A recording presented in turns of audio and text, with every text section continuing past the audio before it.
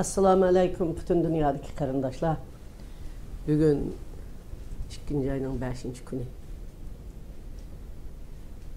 İlida bizden karındaşlarımız, perzentlerimiz, evlatlarımız, ustazlarımız, kahramanlarımızın vatanımız üçün, halkımız üçün can bergen, bedel tölegen, kan bergen, köşede kanla akkan kül. Mana bugün Xitay hükümeti kötürülüp çıkan yaşlarımızı, tinçlik bilen namayış kılgan yaşlarımızı kanğı milep, işte talıtıp hatta aşı mıltıklarının paynakları bilen nak meydanda urup başlarını mecip öldürüp muzluk yerlerge muzlutup her xil dünyada ba vəhşi qıynaqlar bilen qıynap mınlıgan, unmınlıgan qarındaşlarımızı kurban kılgan ve şehit bolgan gün. Bugün dünyanın hemmi yerinde aşı kahramanlarımızı esleş bilen yanı bir kıtım muşundaq bedel tölümüse vatanına azat kılıp bulmaydıqanlığını hemmi halkımızga uqturup namayış çıkıvatkan dünyanın hemmi yerinde şu namayış katlaşıp şu kahramanlarını eslevatkan kahramanlarımızga samimi salam, ali ihtiram. Öyde oturup eslevatkanlığıma hem şundak. Karındaşlar, bugün aşı karındaşlarımız katı kış soğukta 2. ayının 5. günü nait ilidi soğuk buludu ha vakit aşı namayışta. Kandak öldürüldü, kandak müzültüp öldürüldü. Bunun muşu vakalarını ben tekşirişki berip Ramila Hanım bilen.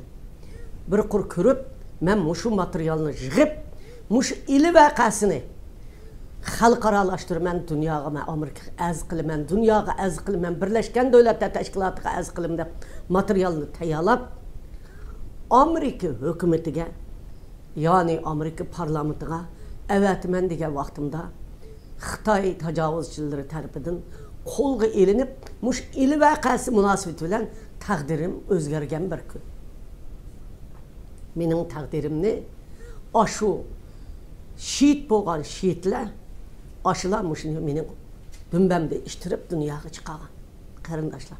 Benim takdirim ana şu gün bilen özgergen, ben şunun bilen dünyaya çıkıp sizler bilen muş 10 neçe yıldan beri birge Uygur halkının avazını dünyaya anlatıvadım.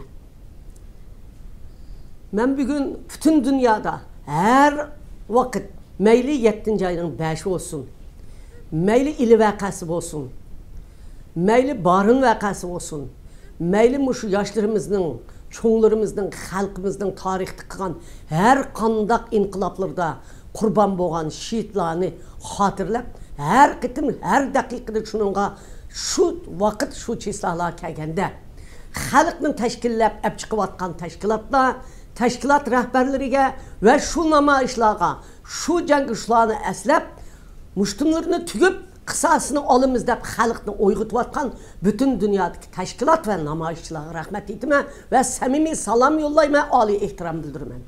Öydün talağı çıkmay, ulağı yıkımı bağmağallağımı salam yollayman. Ulanın mı aşu kerindeşi.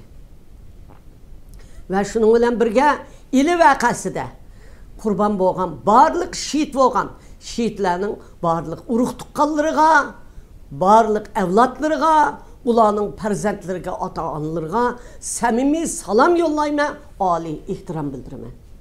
Ben bugün namayışqa baranmadım. Birinci biraz zukamdap kaptı ben, yeşim çoğup kaldı. İkincisi öyde akasınla bile uçurşay dedim.